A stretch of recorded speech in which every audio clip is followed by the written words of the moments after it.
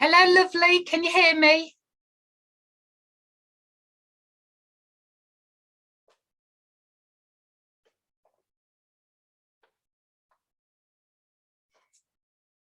You're finding a signal.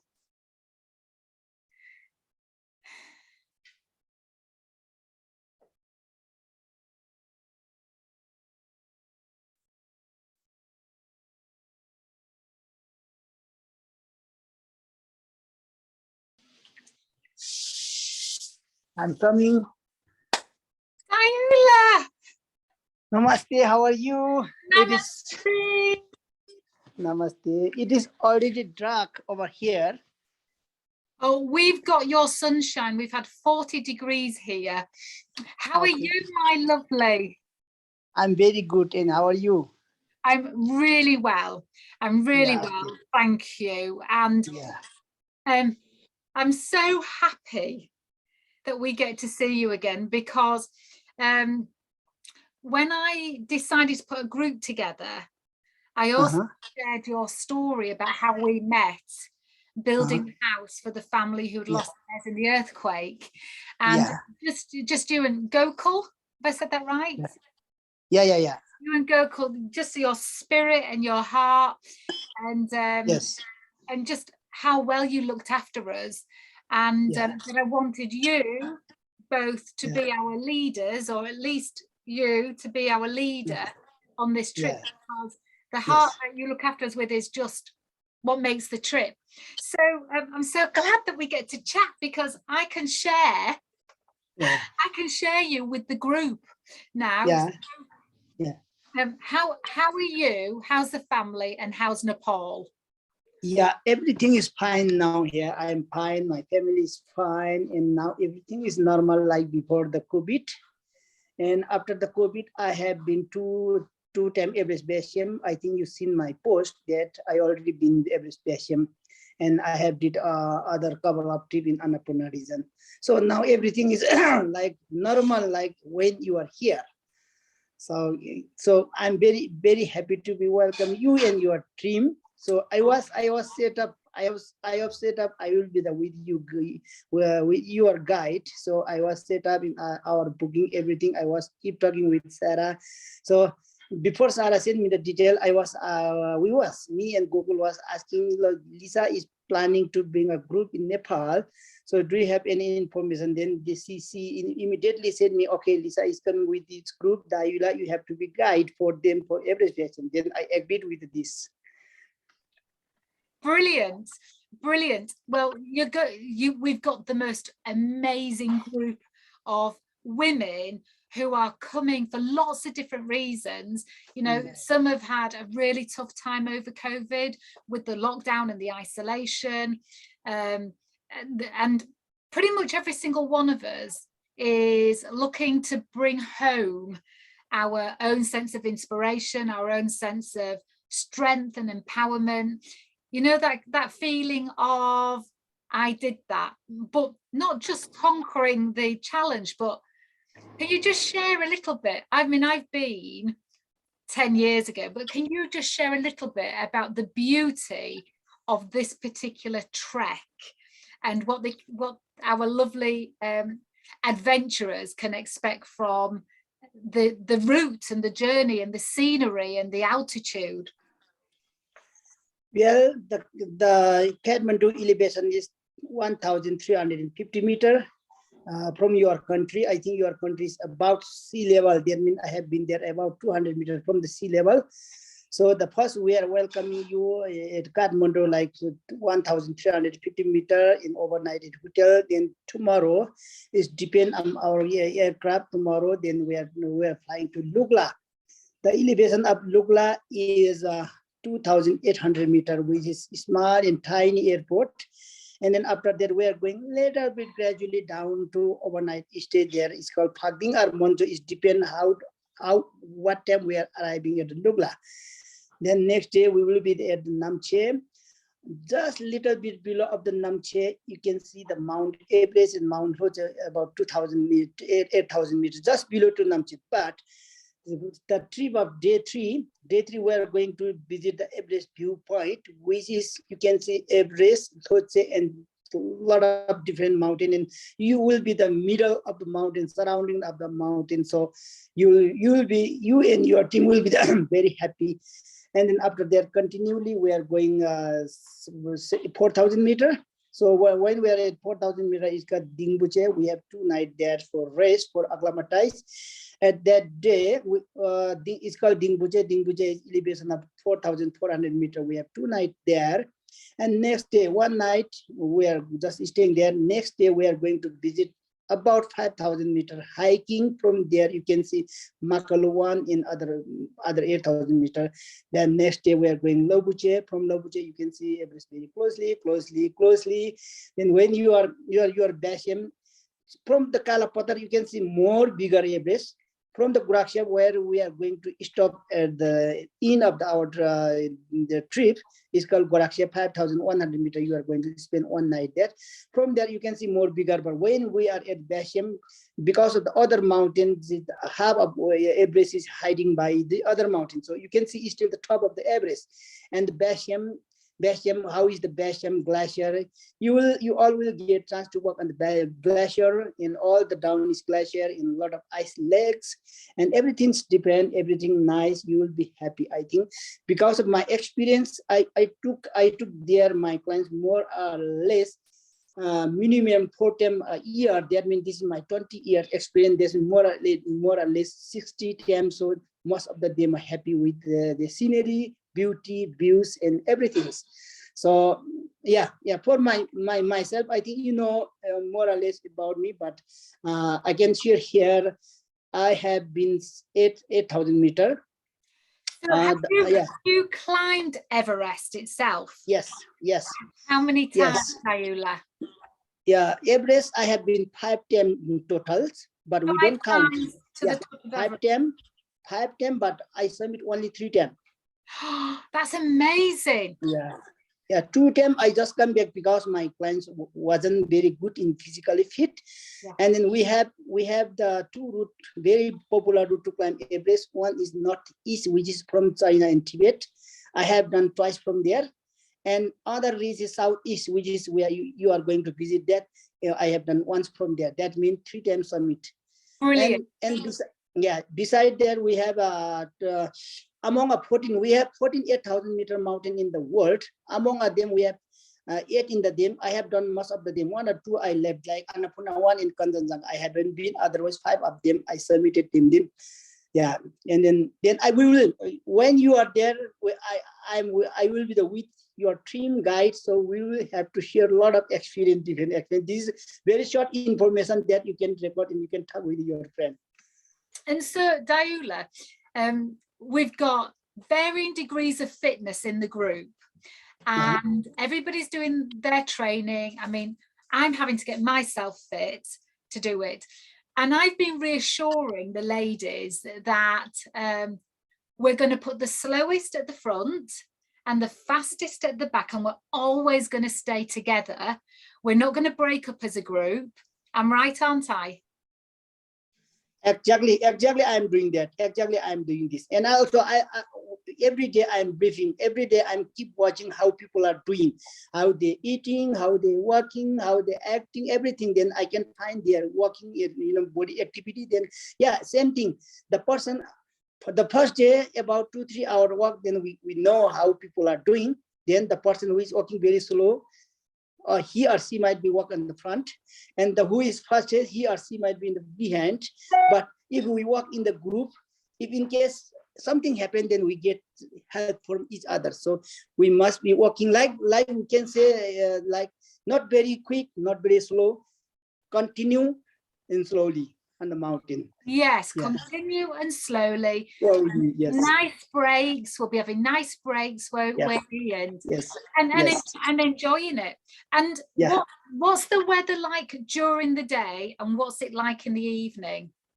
And Dayula, your English is very fast, so you speak a bit slower. Okay. What's the weather like? Weather will be very good during the October. Normally, normally, until my experience, we have very good weather, like mid-October, because we are also going to mid-October around the base camp. The beginning, like in Nepal, my past experience, from end of until the end of September, it is not very good weather. But October mostly good, but I don't guarantee that how gonna be at that time. And I so, think, would I be right in saying that during the day, up until the yeah. base camp day, that it's t-shirts and shorts? Yeah. During the day, t-shirt and short is fine, but still, I don't recommend with the short. The t-shirt is fine. T-shirt is fine because we are walking, we are sweating. So t-shirt is fine, but shorts is not good, and flip-flops are not good. But with purple gear, yeah, t-shirt is fine during the day. But when we get trousers, yeah, that's fine. But when we reach the hotel, then we have to change the clothes, everything. Yes, yeah, and wrap up warm.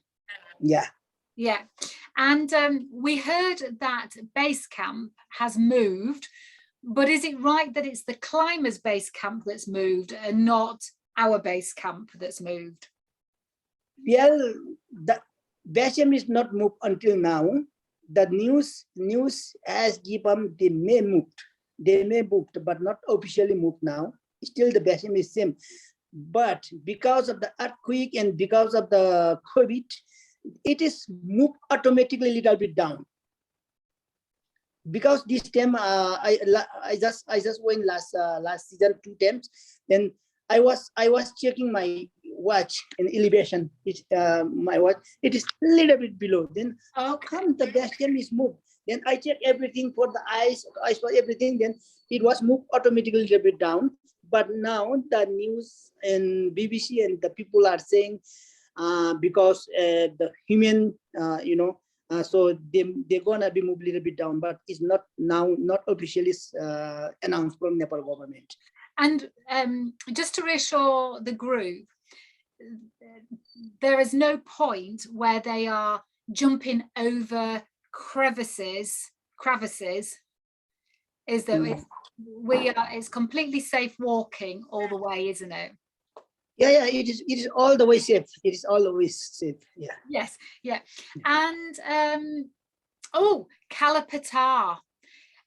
Now tell me a little bit about Kalapatar, because there's one particular special lady in the group. Well, they're all special, but there's one of the ladies who's very close to my heart, that feels already a heart connection to Kalapatar. So what time would we be getting up? What time would we see the sunrise, and will we enjoy it? Well, Kalapatar is, the meaning of Kalapatar is Kala means black, Patar means rock in Nepali, in Indian language. Black rock. Yeah, that means black rock. Around there, when you are there, you can see the black rocks. Sunrise will be very early, like about 6 a.m. So people get to wake up who want to go Kalapatar like 3:50 or 3:30. Then they have to just wake up and go to see sunrise, then come back and breakfast. After that, we move down. Normally people does that, but most of the people, their intention and their dream is get to the base camp. Yes. After base camp, they might be very tired, then they may decide not to go. Yes. But we will check people who are fit, who can go, who cannot go. Then we are in the team, we will talk, then people can split the group. Still they are fit, then they can go Kalapatar. It is all the way up, about 1.5 to 2 hours off. It depends on how people are walking. It depends on their energy walking skill. It's different walking up there. Yeah. So exciting. And just on a practical level, I'm guessing that you will be just checking in with every person to see how they are on an evening. Is that right? Just yeah. Well, I know, Dayula, I've had the honor of spending time with you when we built that house in Nepal, and I know how well you see everything that's going on. And and whilst you might be looking after one of the ladies, I know that you can see what's going on with all the others as well at the same time. With our luggage, do they get carried on yaks? Well, they get carried by porter. Or by people. porters? Porter, yeah. There are a lot of several company have a group. Somebody get carried by mules. Yeah. Somebody get carried by yak. Somebody get carried by Joe. Different, but in my experience, in my guiding skill, I don't carry with the porter in animal because we have to cross the suspension bridge. So many people doing up and down. Then sometimes the animal doesn't carry your back. So for the safety reason, I always use the porter people. So you use gentlemen and ladies, or just gentlemen? Gentlemen. Gentlemen to carry our bags. Yes. So I think we need to be mindful about what luxuries we put in those bags as they're going on a gentleman's head or back. They carry under your head. On the head, and we're going over the suspension bridges with our stuff. Yeah. We want all of that to be nice. Well, the gentlemen in particular to be safe with it all. Yeah, they are safe. We'll pack lightly. We'll pack lightly. And what's my next question? Do you know, I know that people will be saying, Lisa, ask him this and ask him that. So we'll have to have another chat in a week or so when I click everybody's questions up. Oh yes, if somebody has altitude sickness and they can't go any higher, what happens to them? What do they stay where they are until we come back? What happens? It's depend how they get the altitude. Normally we have acclimatized day, so they will be acclimatizing, so they will be fit. If in case they're getting worse, I do have an oximeter. You know oximeter? Is that the tent? Yeah. No, oximeter means we can plug in our fingers. We can change our heart rate and oxygen level. Okay. Oximeter. So normally it will be with me.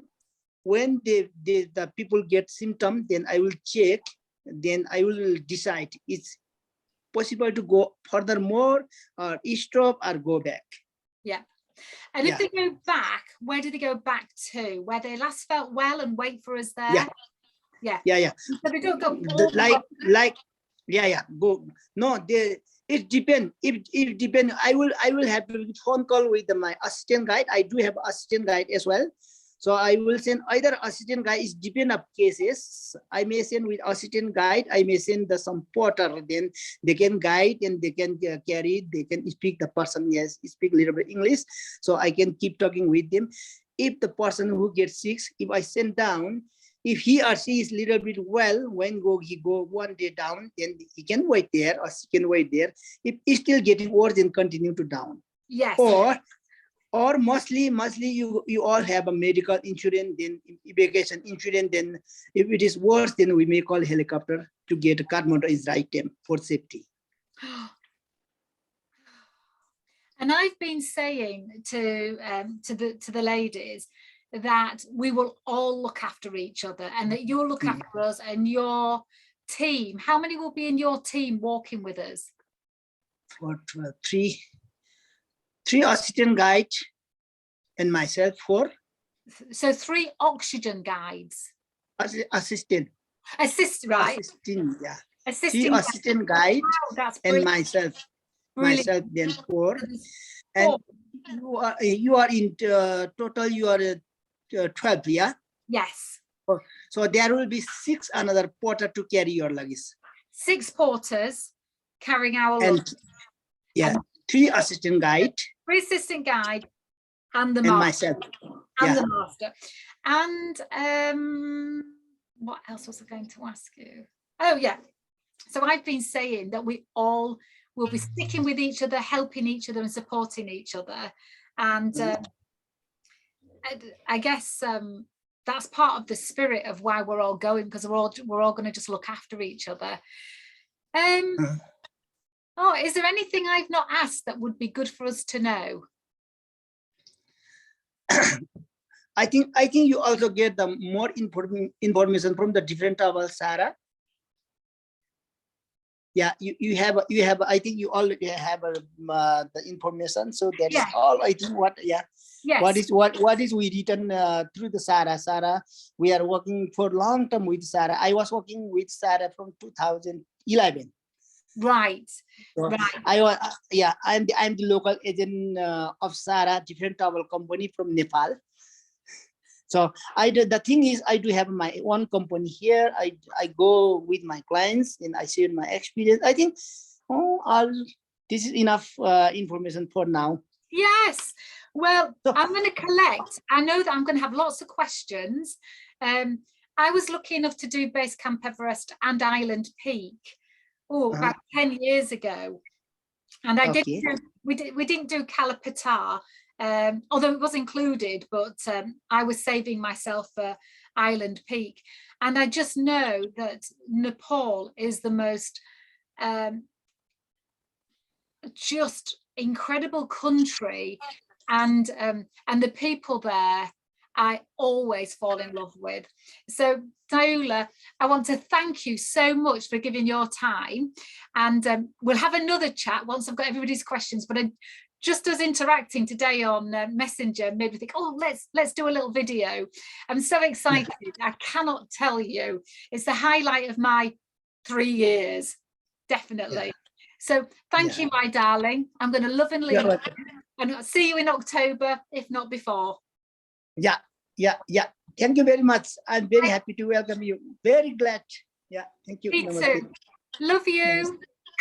Bye. Bye.